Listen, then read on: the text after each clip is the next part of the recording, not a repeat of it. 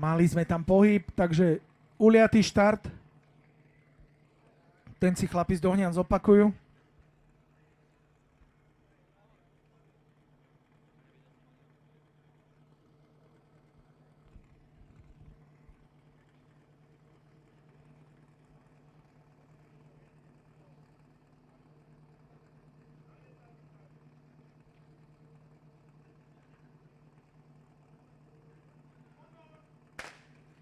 Tento raz už bolo všetko absolútne v poriadku, košíček luxusný, pozapájane máme všetko, takže voda môže ísť dopredu.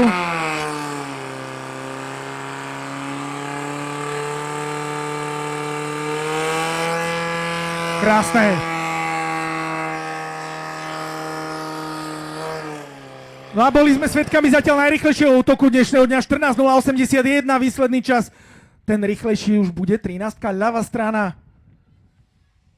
14.052, takže takmer identické zostreky.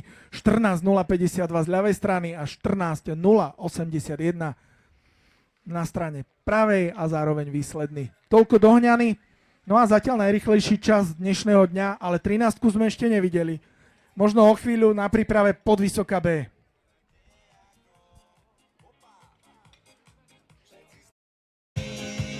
No a konečne sme mali možnosť vidieť pokus, ktorý sa trošku blíži tým časom, ktoré očakávame na tejto trati. 14.80.